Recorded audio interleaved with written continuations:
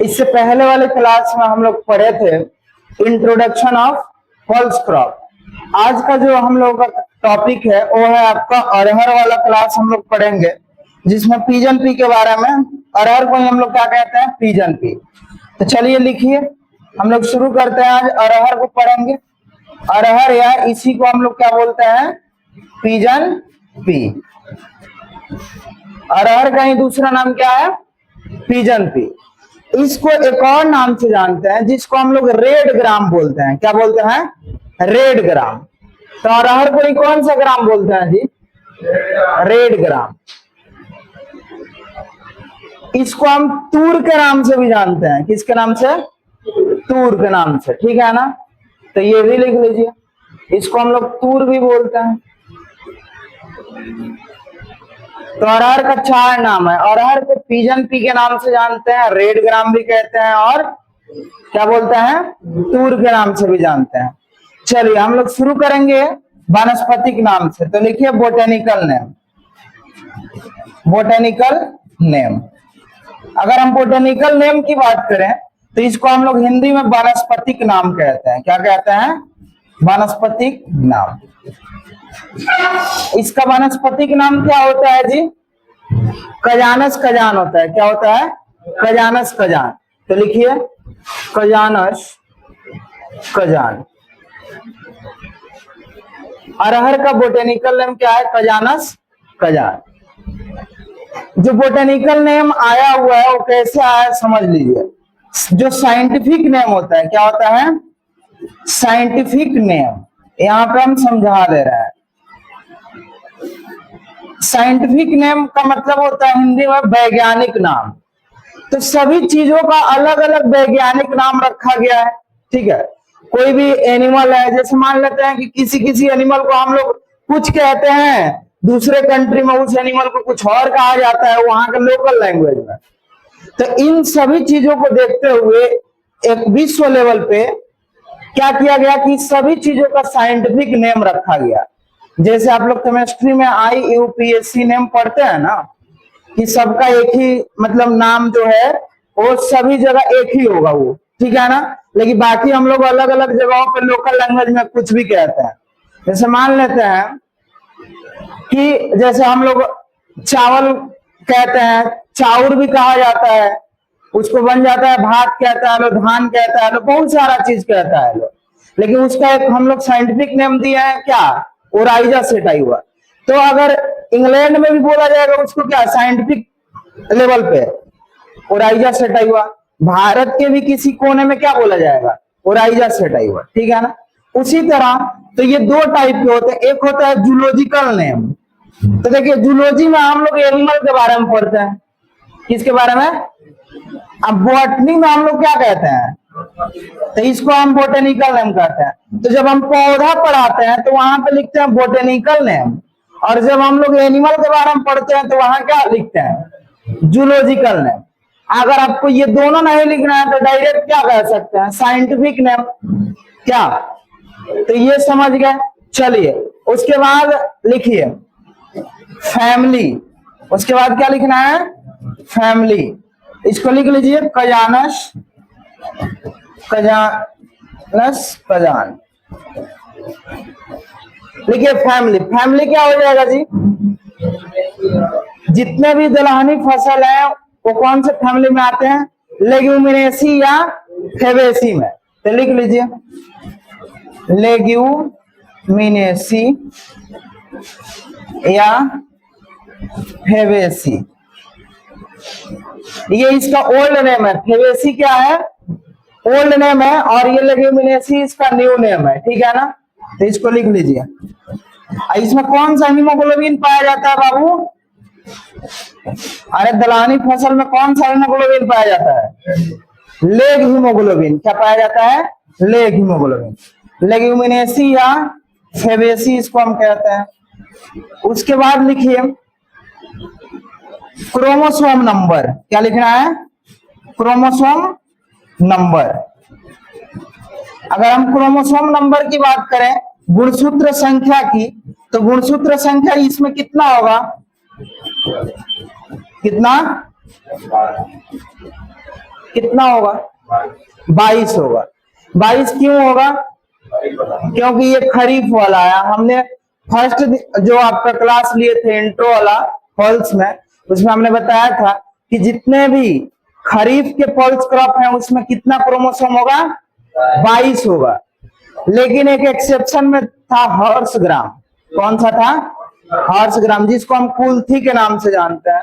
उसमें कितना था? 24। तो ये लिखिए 2n बराबर कितना? 22। अब लिखिए ओरिजिन प्लेस, जहां पहली बार उगाया गया या पहली बार जहां देखा गया उसी को हम क्या कहते हैं? Origin place.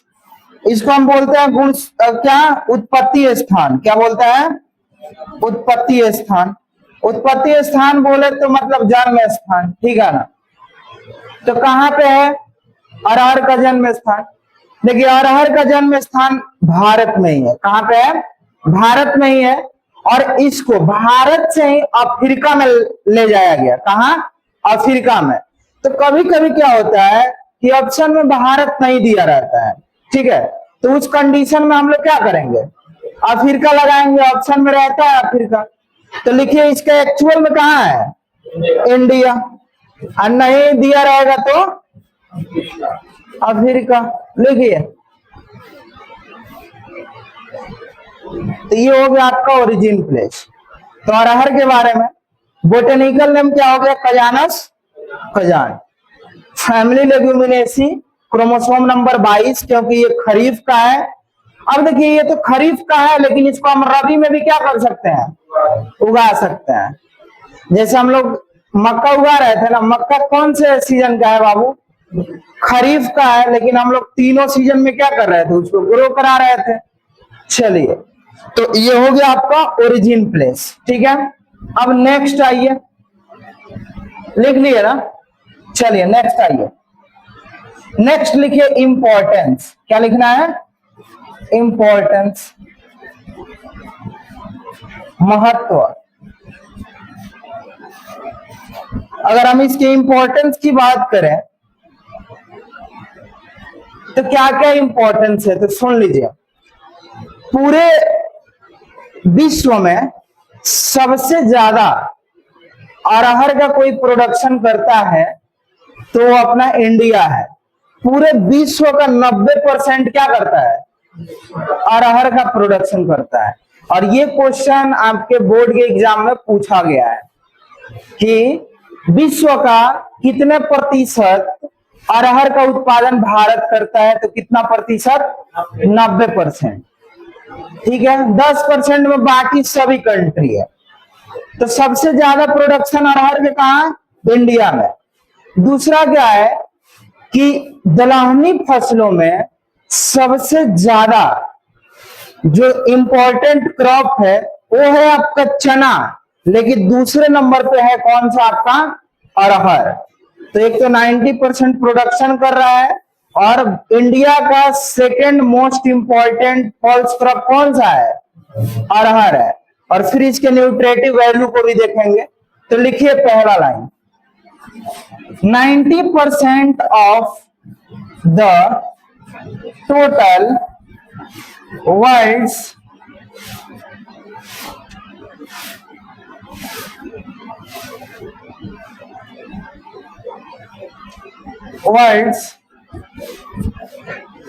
पिजन पी मतलब अरहर, या यहां पे लिखिए अरहर।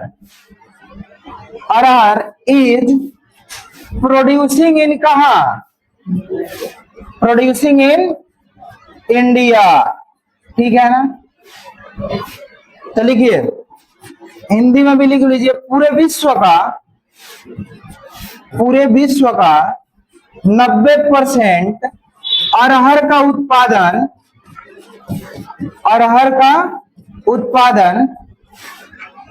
भारत में होता है। भारत में होता है।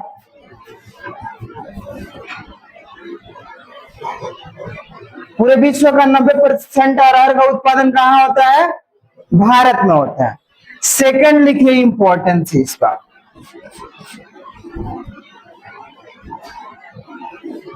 लिखिए pigeon P is second most important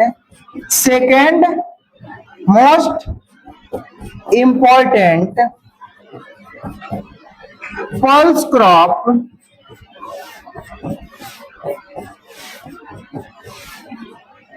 crop after क्या,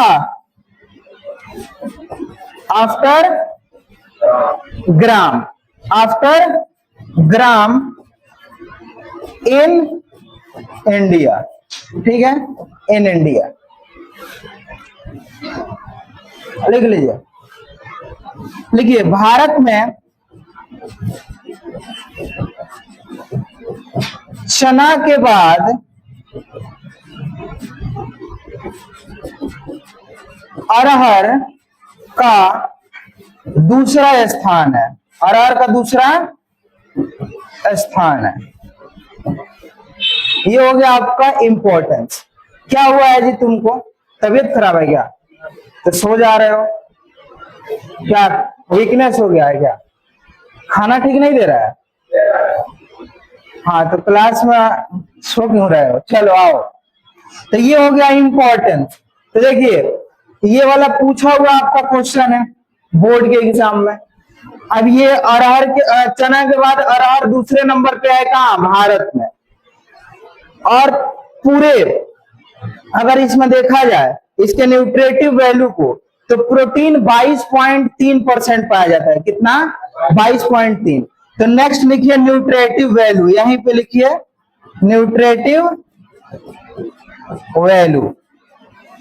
इसको हम लोग पोषक मान कहते हैं। क्या कहते हैं?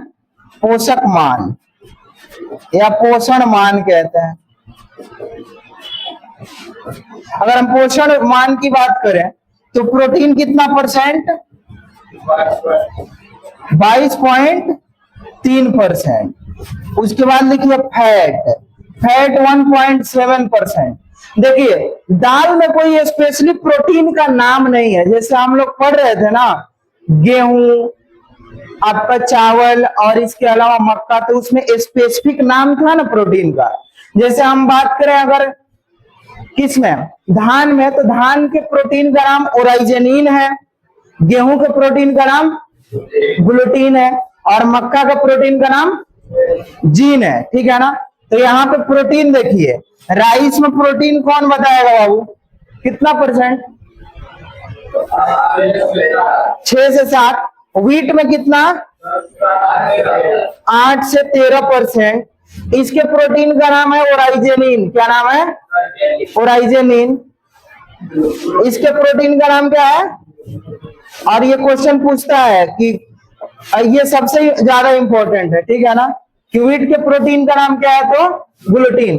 ग से गेहूं याद रखिएगा, ग से क्या हो जाएगा? ग्लूटीन। तीसरा क्या है? मेज। कितना परसेंट प्रोटीन? 10%। और इसके प्रोटीन का नाम क्या है? जीन। प्रोटीन का नाम ही जीन है। ठीक है ना? और इसमें आपके प्रोटीन का नाम ही प्रोटीन है, इसका स्पेशल कोई नाम नहीं है। तो कितना है? 22.3%। और फैट कितना है? 1.7। देखिए, जो फैट है ना, वो कार्बोहाइड्रेट से ज्यादा क्या देता है? एनर्जी देता है। क्या करता है? कार्बोहाइड्रेट से ज्यादा एनर्जी कौन देता है? फैट देता है। लेकिन क्या होता है कि ये जल्दी एनर्जी नहीं देता है। और कार्बोहाइड्रेट क्या है? इंस्टेंट एनर्जी देता है। जब आप देखते हैं दौड़ते हैं या खेलते हैं, तो क्या होता है कि इंस्टेंट एनर्जी देने का जो काम करता है, आप ग्लूकोन डी देखते हैं ना, जो फुटबॉल प्लेयर होते हैं पीने का काम करते हैं, या केला खाते हैं, उससे क्या होता है कि उसमें कार्बोहाइड्रेट होता है। क्या होता है? कार्बोहाइड्रेट। वो तुरंत एनर्जी प्रोवाइड करता है, और फिर जितने तेज गति से पहले खेल रहा था, फिर उतने ही तेज गति से खेलने लगता है।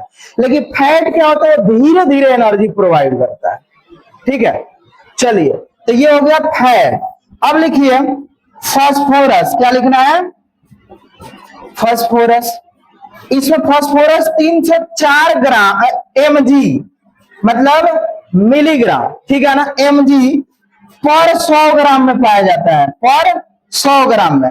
तो देखिए, आपके दाल वाले फसल में फास्फोरस भी पाया जाता है और कैल्शियम भी।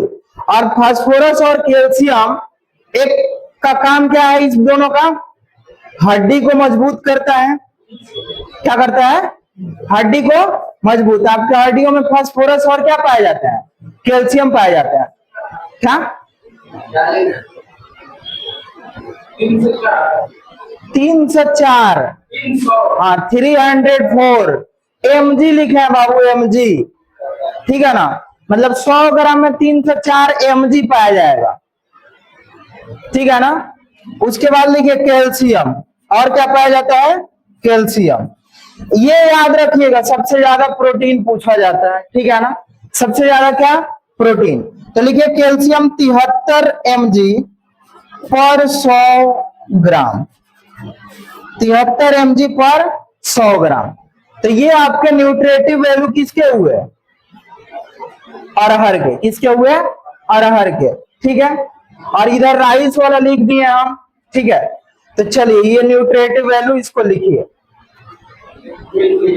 लिख लिए। प्रोटीन का काम होता है हमारे बॉडी में ग्रोथ एंड डेवलपमेंट का, ठीक है ना। तो जो लोग भारत में, देखिए भारत में दाल क्यों उगाया जाता है ज्यादा? शुरू से दाल में नंबर 1 पूरे विश्व में कौन सा देश है? इंडिया। क्यों है? इसके पीछे रीजन बताते हैं। भारत में सबसे ज्यादा जो जनसंख्या है वो हिंदू धर्म का है, जिसको हम सनातन धर्म भी कहा जाता है जिसको, ठीक है ना। ये लोग पहले क्या होते थे, अभी क्या है, अभी के ट्रेंड में ये लोग मांस मछली मीट ज्यादा खा रहे हैं, लेकिन पहले क्या होता था कि पहले ये लोग शाकाहारी ज्यादा हुआ करते थे। और जब शाकाहारी आप रहिएगा ना तो आपको बॉडी में प्रोटीन भी जरूरी है, तो प्रोटीन की पूर्ति करने के लिए ये दाल का ज्यादा क्या करते थे? उपयोग करते थे। अभी भी जो व्यक्ति मीट मांस या मछली नहीं खाते हैं उनको प्रोटीन की ज्यादा आवश्यकता है। कौन से प्रोटीन की? वानस्पतिक प्रोटीन की। एक होता है जंतु प्रोटीन, एक होता है वानस्पतिक प्रोटीन। एक एनिमल प्रोटीन, एक प्लांट प्रोटीन। तो जो शाकाहारी व्यक्ति है वो प्लांट प्रोटीन उसको क्या करना है? ज्यादा लेना है, नहीं तो क्या होगा कि उसका ग्रोथ और डेवलपमेंट क्या हो जाएगा? रुक जाएगा। क्योंकि आप एनिमल प्रोटीन भी लेना जरूरी है और आपका प्लांट प्रोटीन भी लेना जरूरी है, लेकिन कोई कोई क्या हो जाता है? शाकाहारी। अब भारत में तो अजीब ही चलता है, कई प्रकार के शाकाहारी लोग हैं। कुछ लोग मंगल शनिवार बृहस्पतिवार को नहीं खाते हैं, कुछ लोग बाकी दिन क्या करते हैं? खाते हैं। कोई अंडा खाता है, कोई कहता है भाई हम ग्रेवी ही खाएंगे, ठीक है ना। ऐसे भी सुनने को मिलता है, ठीक। लेकिन इसीलिए भारत में दाल का प्रोडक्शन क्या है? ज्यादा है शुरू से ही, क्योंकि ज्यादा जनसंख्या पहले क्या था? शाकाहारी था। और अब क्या हो गया है? वही व्यक्ति सभी मांसाहारी हो गया है, ठीक है ना।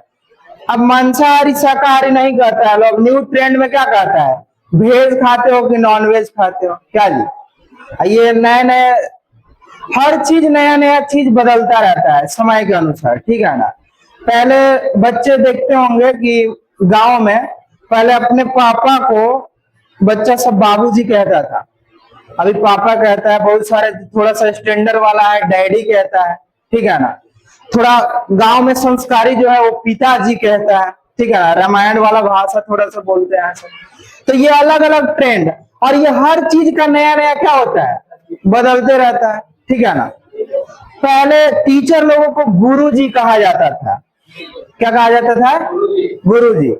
उसके बाद आ गए सर जी, उसके बाद मास्टर जी, सर जी, अब फिर सर, अब फिर कुछ दिन में और दोस्त कैसे हो, ठीक है ना, भैया, ये सब भी होने लगा है, ठीक है ना। आप तो जैसे दिल्ली में जाइएगा ना, आप जो मतलब बड़े बड़े शहर हैं, तो उस पे जैसे हम लोग जब कानपुर में थे तो वहां पे सर को, हाँ सर बोलो क्या बोल रहे हो, क्या लिखो आगे लिखना है, ऐसे बोलता है लोग। अब हम लोग यहाँ पे तो जी लगा के बोलते हैं ना, तो थोड़ा सा अनकंफर्टेबल लग रहा था कि भाई ये क्या बोल रहा है सर। लेकिन दिल्ली में और सर कितने बजे से कल क्लास रखे हो, ऐसे बोलेगा। हाँ वो अलग हिंदी बोलता है लोग, ठीक है ना। वहां पे पापा जी को भी बोलेगा और पापा कहाँ जा रहे हो। अब आप नए नए गए हैं तो आपको थोड़ा क्या लगेगा, डिसेंट लगेगा कि भाई ये क्या कह रहा है, क्या। चलिए, तो यहां तक हो गया। अब आ जाइए हम लोग, अब आइए एरिया प्रोडक्शन और प्रोडक्टिविटी पे। चलिए लिखिए, एरिया प्रोडक्शन एंड प्रोडक्टिविटी। लिखिए इसको, क्षेत्र उत्पादन, अरे पीछे क्यों बात कर रहे हो तुम लोग, और उत्पादकता। लिखिए, बात मत करो बाबू। चलो लिखो, क्षेत्र उत्पादन और उत्पादकता। अगर हम क्षेत्र उत्पादन और उत्पादकता की बात करें तो देखिए, एक तो होता है उत्पादन, जो मान लेते हैं उत्पादन, तो समझ ही रहे हैं आप लोग कि जो पूरे खेत में जो प्रोडक्शन हुआ उसी को हम क्या कहते हैं, उपज हुआ उसी को उत्पादन कह दिए। और जो पर हेक्टेयर में है, मतलब 1 हेक्टेयर के उत्पादन को हम क्या बोलते हैं, उत्पादकता बोलते हैं। तो पर हेक्टेयर जो उत्पादन हो रहा है वही क्या है, हमारा प्रोडक्टिविटी है। तो चलिए पहले लिखिए इन वर्ल्ड, विश्व में, इन वर्ल्ड। हम विश्व लेवल पे देखेंगे पहले, विश्व में। तो सबसे पहले लिखिए एरिया, फिर क्या लिखना है, प्रोडक्शन, और फिर क्या लिखना है, प्रोडक्टिविटी।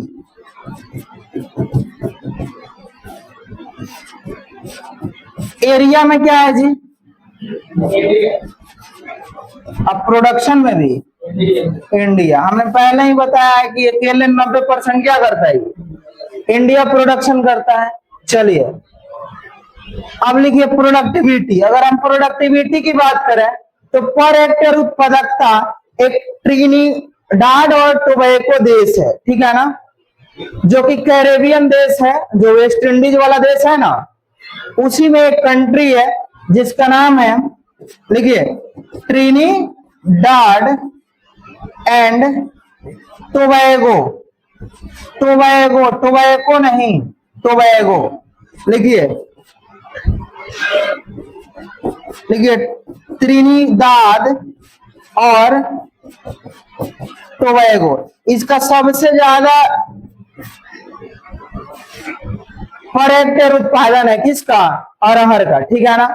और यहाँ पे ये वाला जो कंट्री है ना, इसका प्रोडक्टिविटी भी बताएं काहे ज्यादा है। मेरे ख्याल से तो यही हो सकता है, या इंडियन सबसे ज्यादा है लोग। ट्रिनिडाड और टोबैको में क्या है, इंडियन ज्यादा है। और यहाँ की जो प्राइम मिनिस्टर अभी जो है ना, वो पता है कहाँ का, अपने बक्सर का है, कमला प्रसाद विशेषर, ठीक है ना। तो यहाँ पे भारतीय बहुत ज्यादा है लोग। चलिए, नहीं, वो मॉरिशस में बोला जाता है बाबू। चलिए अब आइए,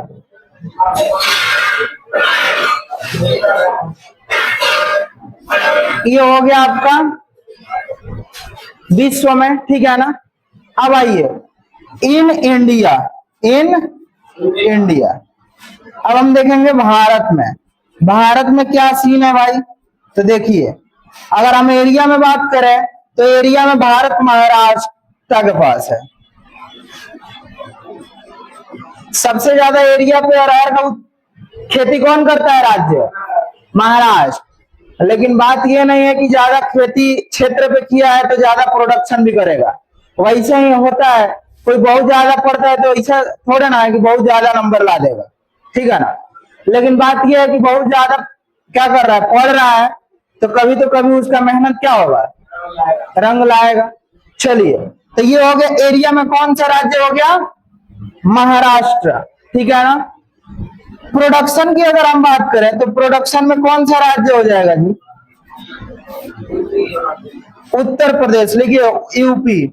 प्रोडक्शन में कौन सा राज्य, यूपी। तो अरहर के उत्पादन में कौन सा राज्य, उत्तर प्रदेश। ये अभी हाल ही फिलहाल में ये वाला क्वेश्चन पता है कहाँ पूछा था? झारखंड बीएओ में क्वेश्चन पूछा था।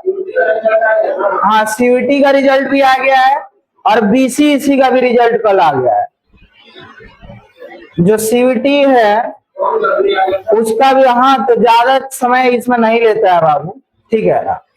और बीसीईसी दोनों का जो 2026 में जो एग्जाम हुआ था उसका रिजल्ट आ गया है और बहुत सारे लोगों का रिजल्ट अच्छा आया है, बहुत सारे लोगों का रिजल्ट खराब आया है, ठीक है ना।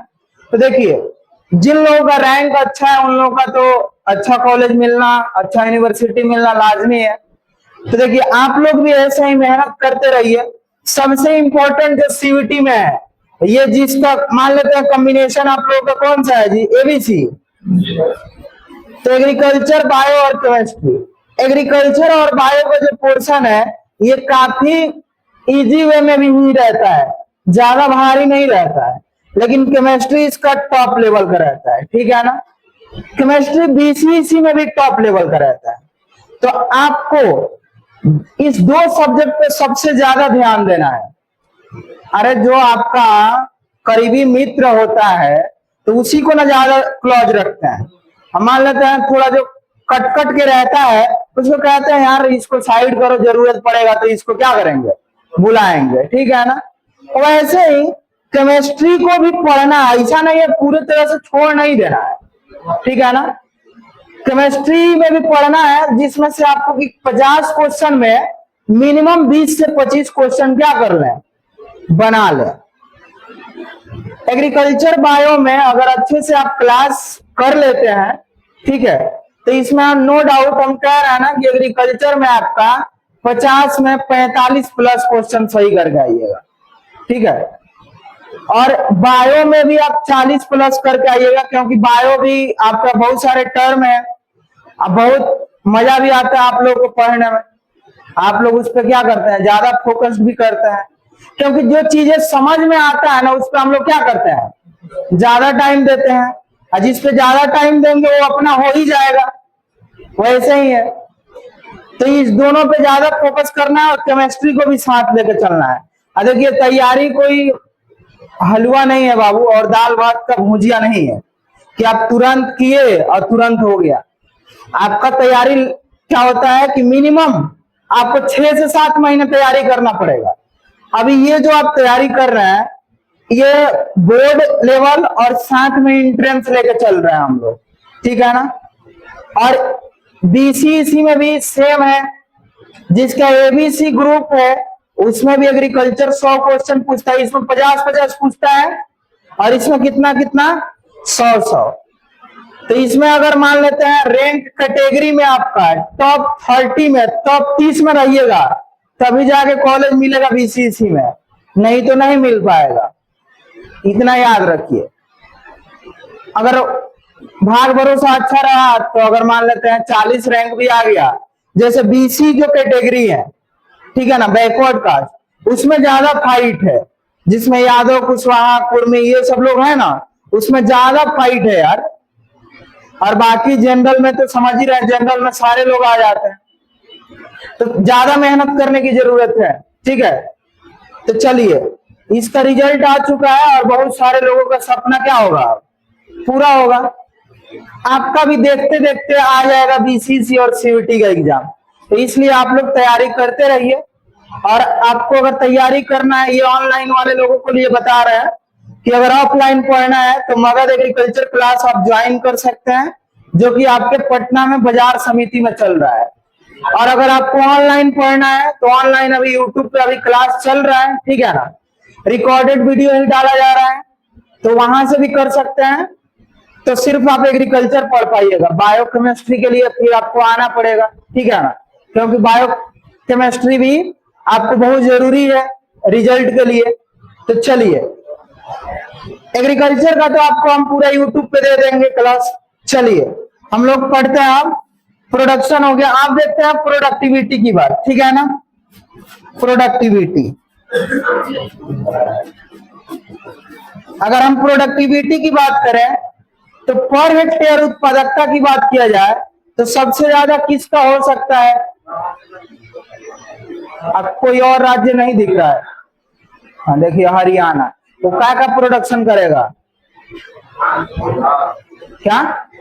बहुत बढ़िया। कौन सा राज्य? बिहार। अरे यार अपना बिहार भी है भाई, जलवा है इसका भी, ठीक है ना।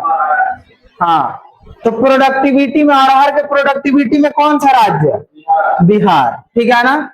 चलिए ये लिख लीजिए, इसको लिखिए। अरहर के प्रोडक्टिविटी में बिहार, और रबी मेज में सबसे ज्यादा प्रोडक्शन भी किसका? बिहार में है, ठीक है ना। चलिए अब इधर लिख लीजिए आप लोग, इसके नीचे एक लाइन नोट करके लिख लीजिएगा, या नोट नहीं ऐसे ही लिख लीजिए। लिखिए, in Bihar Patna has first rank, नीचे लिख लीजिएगा, Patna has first rank in area production and productivity. तो जो आपका बिहार में पटना है वो एरिया प्रोडक्शन और प्रोडक्टिविटी में अरहर के क्या है? नंबर 1 पे है, ठीक है ना। हमने कल ही बताया था, कल तो क्लास 1 था, परसों हमने बताया था कि पटना में सबसे ज्यादा दाल वाली फसलों का क्या होता है? खेती होता है। तो इसी बात पे आप लोग थोड़ा बताइए हमको कि Indian institute of policy research कहाँ है बाबू? कानपुर उत्तर प्रदेश में है। कहाँ पे है? कानपुर उत्तर प्रदेश में। चलिए अब आइए, चलिए हो गया जी, ये लिख लिए, यहां तक समझ में आया। अब हम लोग चलते हैं आगे। आगे हेडिंग डालिए आप लोग बॉटनी, वनस्पति के बारे में थोड़ा पढ़ लेते हैं इसके, ठीक है ना। हाँ ऑनलाइन वाले अभी तो ये क्लास 12th का ही चल रहा है बाबू। क्लास 11th की अगर हम बात करें, जो अभी नया नया गया है लोग, 11th क्लास का जो ऑफलाइन आपका बैच है, ठीक है ना, ये अभी बैच चालू नहीं हुआ है।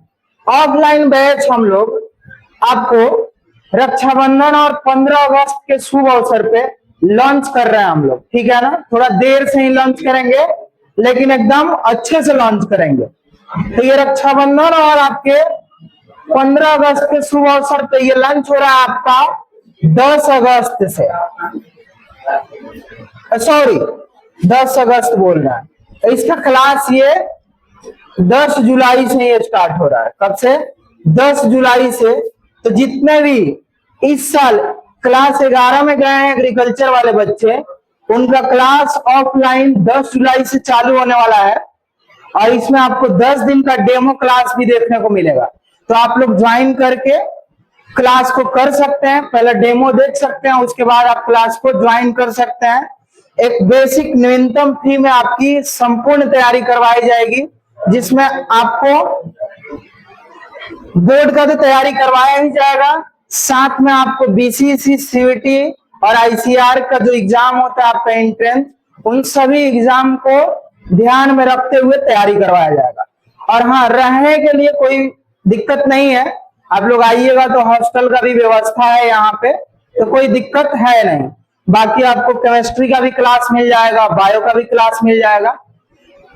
आप इसी यूट्यूब चैनल पे डिस्क्रिप्शन में देखिएगा तो वहां पे आपका नंबर है, उस पर आप कॉल करके विशेष जानकारी प्राप्त कर सकते हैं। चलिए यहां तक हो गया। अब हम लोग लिखते हैं बॉटनी के बारे में। किसके बारे में? बॉटनी के बारे में। चलिए अगर हम वनस्पति की बात करें, किसकी? वनस्पति की। तो चलिए लिखिए, इसमें लिखिए C3।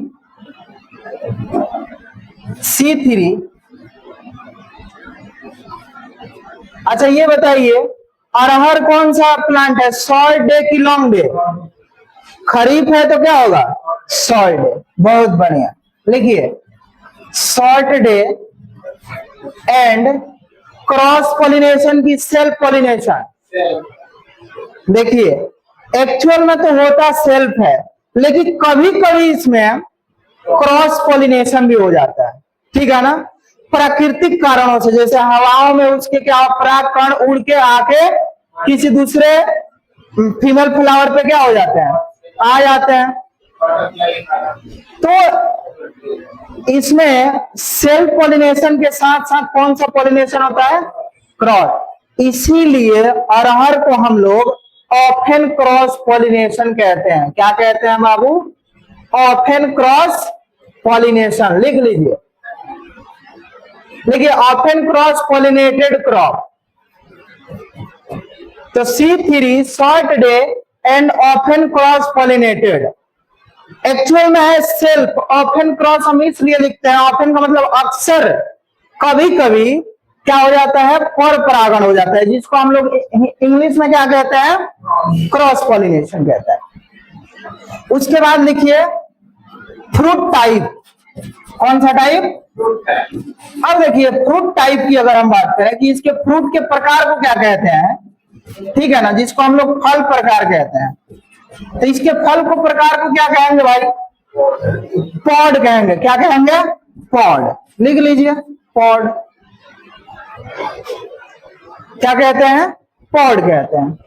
उसके बाद लिखिए इनफ्लोरोसेंस टाइप। इनफ्लोरोसेंस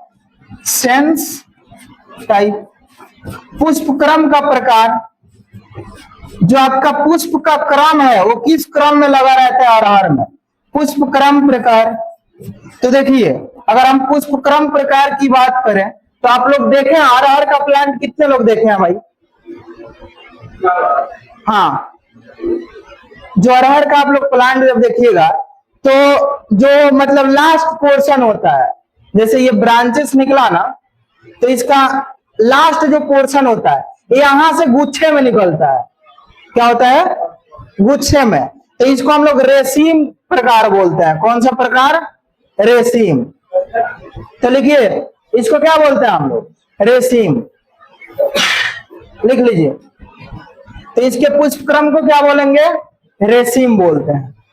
ये आपका हो गया वनस्पति। और अच्छा इसको दिखा दें, हॉट स्पॉट खोलना पड़ेगा आप लोगों को। चलिए हॉट स्पॉट खोलिए, ओपन करिए भाई कोई। ये लिख लिए जी, रुक जाइए लिख लेने दीजिए। हाँ, अभी हम लोग मंडे से लाइव क्लास में दिया जाएगा, ठीक है ना? नहीं मंडे से, क्योंकि सारे लोग जा रहे हैं एग्जाम देना, ठीक है ना? तो आप लोग लाइव क्लास क्या कर लीजिएगा? अटेंड कर लीजिएगा। यही टाइमिंग रहेगा, 7 बजे से कर देंगे। ऑफलाइन आइए तो ऑफलाइन कोई दिक्कत नहीं है, ठीक है ना? मन नहीं ऑफलाइन आना है तो आइए, कोई दिक्कत नहीं है। मतलब एग्जाम सभी लोगों का है, गिर जाएगा बेंच, ठीक है ना? एग्जाम सभी लोगों का है तो सब लोग जाएंगे। अब किसी को नहीं जाना है तो ऑफलाइन में क्या कर सकता है? आ सकता है। चलिए अब आने का मन क्या? चलिए किसका है जी कनेक्ट? कनेक्ट है। चलिए ये देखिए अरहर का हम लोग इनफ्लोरेसेंस देखेंगे, ठीक है ना? लिखते हैं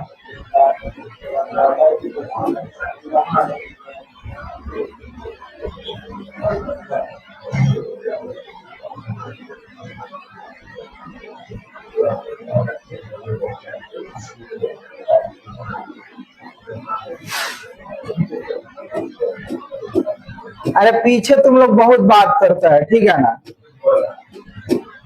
अब उसको साइड में करके बैठा देंगे, ठीक है? ये देखो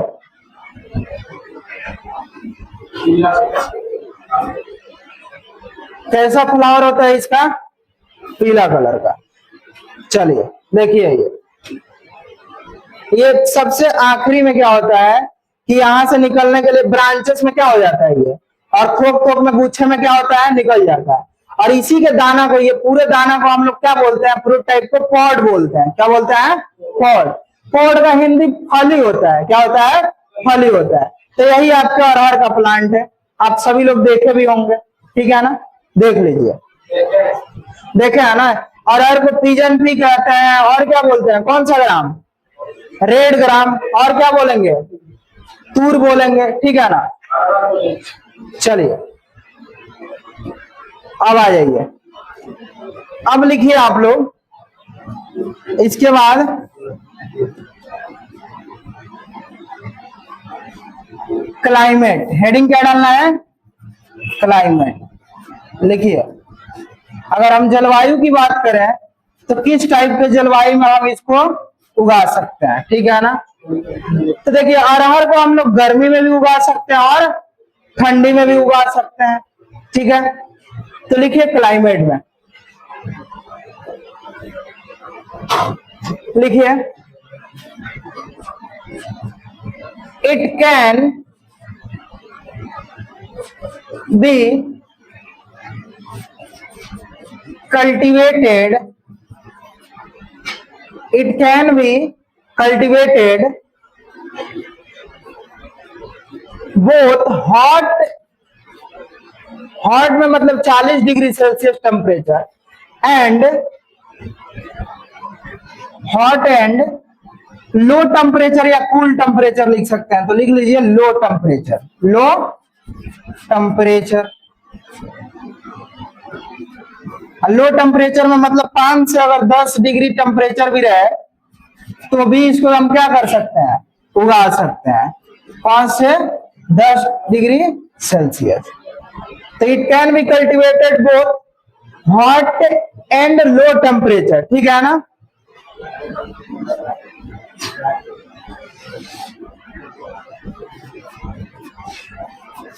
लिख लीजिए अरहर को, लिखिए अरहर को गर्म एवं ठंड जलवायु दोनों में, ठंड जलवायु दोनों में क्या कर सकते हैं, उगा सकते हैं।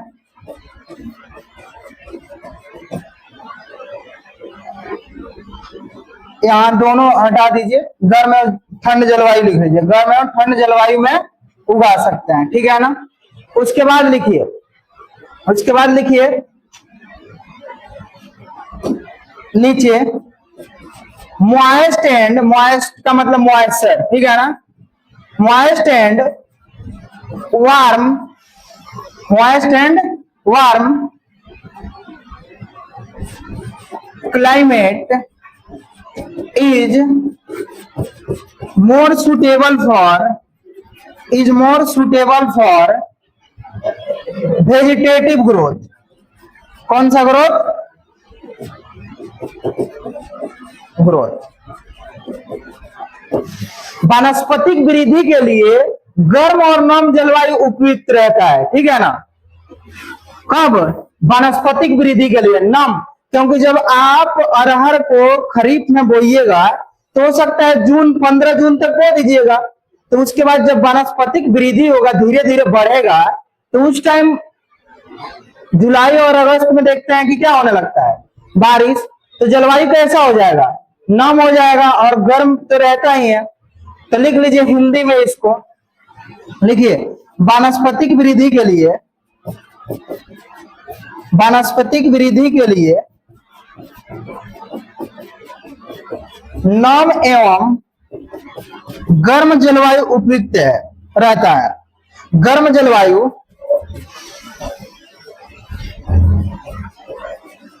उपयुक्त होता है, लिख लीजिए। अब देखिए ये तो हमने क्या करा दिया, वनस्पतिक वृद्धि।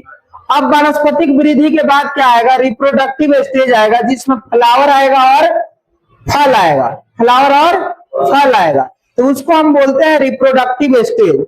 रिप्रोडक्टिव स्टेज में क्या होना चाहिए कि ब्राइट सनशाइन होना चाहिए, मतलब चमकीला धूप होना चाहिए और साथ में कूल क्लाइमेट भी होगा, तब क्या होगा आपका रिप्रोडक्टिव स्टेज के लिए सबसे बेस्ट क्लाइमेट होगा, ठीक है ना। तो लिख लीजिए इसको, तुम लोग खाली बात करता है कि समझता भी है जी, अभी पूछना शुरू कर देंगे, ठीक है ना। लिखिए, लिखिए bright sunshine, bright sunshine and cool climate, cool climate is suitable for is suitable for reproductive stage. कौन सा स्टेज? Reproductive stage. तो रिप्रोडक्टिव स्टेज के लिए कैसा क्लाइमेट चाहिए?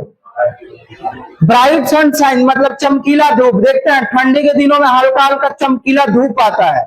और कैसा क्लाइमेट होना चाहिए? Cool climate. तो रिप्रोडक्टिव, उस टाइम क्या होगा कि प्लांट में फ्लावर ज्यादा आएंगे। जब फ्लावर ज्यादा आएगा तो फल भी क्या होगा? ज्यादा लगेगा भाई। चलिए, तो इतना लिख लिया आप लोग। अब आइए, अब लिखिए आप लोग, हेडिंग डालिए सॉइल। क्या हेडिंग डालना है? सॉइल, ठीक है ना? हाँ, मृदा, ये लिख लिए। चलिए, मंडे से लाइव क्लास देने लगेंगे, ठीक है ना? बाकी अभी तो सिर्फ 12th का चल रहा है। 11th का सोचे हैं कि मतलब वही 1 जुलाई से क्या कर देना है, 11th वाले बच्चों को भी क्लास प्रोवाइड करना है ऑनलाइन, ठीक है? चलिए, आइए लिखिए सॉइल। क्या लिखना है जी? सॉइल। इसको हम हिंदी में क्या बोलते हैं? मृदा, ठीक है ना? मृदा। अगर हम सॉइल की बात करें, तुम लोगों को क्लास से बाहर कर देंगे, ठीक है ना? इसके बाद से अगर ऐसी कुछ भी देखने को मिला हमको तो चलिए लिखिए मृदा। सभी प्रकार के मृदाओं में हम अरहर की खेती क्या कर सकते हैं? कर सकते हैं। ऑल टाइप सॉइल में हम क्या कर सकते हैं? इसकी खेती कर सकते हैं। तो लिखिए pigeon P is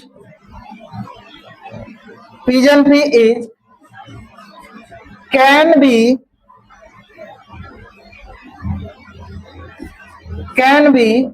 cultivated all type of soil।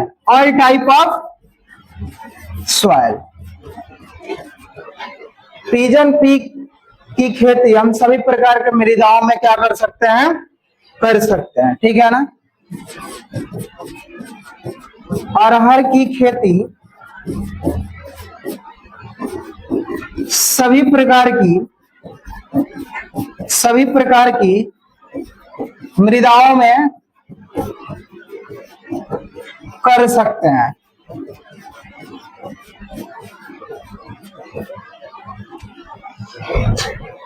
उसके बाद लिखिए इसी में next line, but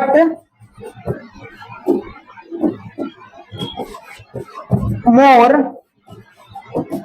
suitable soil for, इसी में अगला पॉइंट है, ठीक है ना? सॉइल का ही अगला पॉइंट है।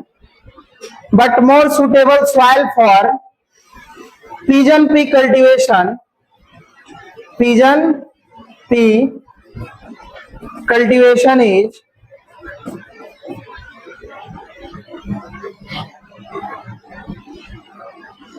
एक मिनट यहां लिख लीजिए, but more suitable soil for light Sandy, कौन सा? Light Sandy soil, light Sandy soil. Light Sandy का मतलब होता है हल्की बलुई मिट्टी, मतलब जिसमें बालू की मात्रा क्या हो? कम हो, हल्की बलुई मिट्टी। But more suitable soil for light Sandy soil and heavy, मतलब भारी, heavy loamy soil, loamy soil is pigeon P cultivation, is pigeon P cultivation, ठीक है ना? सबसे उपयुक्त मृदा कौन सी है? आपका हल्की बलुई से भारी दोमट मृदा। तो लिख लीजिए यहां पे, लेकिन सबसे उपयुक्त मृदा अरहर, यहां पे लिख लीजिए, लेकिन अरहर की खेती के लिए, अरहर की खेती के लिए सबसे उपयुक्त मृदा सबसे उपयुक्त मृदा, हल्की बलुई मृदा, और कौन सा है, भारी दोमट मृदा। दोमट का मतलब क्या होता है, जिसमें बालू की भी मात्रा हो, मतलब सैंड भी हो, सिल्ट भी हो और हल्का क्ले भी हो, ठीक है ना, सैंड सिल्ट और क्ले। तो उसमें मतलब सिल्ट की मात्रा क्या होती है, ज्यादा होती है, और क्ले तो लेकिन अरहर की खेती के लिए सबसे उपयुक्त मृदा हल्की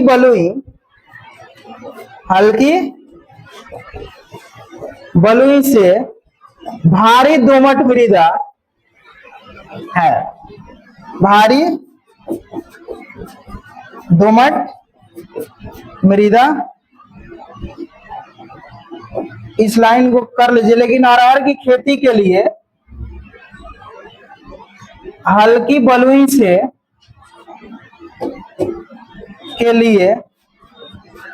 बलुई से भारी दोमट मृदा सबसे उपयुक्त होती है। ये सेंटेंस अच्छा है, सबसे उपयुक्त होती है। चलिए, तो ये हो गया आपका हिंदी में भी और इंग्लिश में भी, इसको आप लोग लिख लीजिए, ठीक है। और आज के लिए बस सवाल तक रहने देते हैं, फिर कल आप लोगों का ये वाला पोर्शन अरहर वाला खत्म हो जाएगा। अब इसमें बच गया आपका वेराइटी, बोने का समय, और मैन्यूर और फर्टिलाइजर, और सिंचाई कैसे करते हैं, और कौन कौन खरपतवार है, और फिर उपज देख लेंगे, ठीक है ना। तो इसका पोर्शन बच गया है, ठीक है। तो आज के लिए इतना, अब फिर मिलते हैं हम लोग कौन से नेक्स्ट क्लास में। चलिए, आज के लिए बस इतना काफी है, ठीक है। चलिए, इसको बंद कर दीजिए।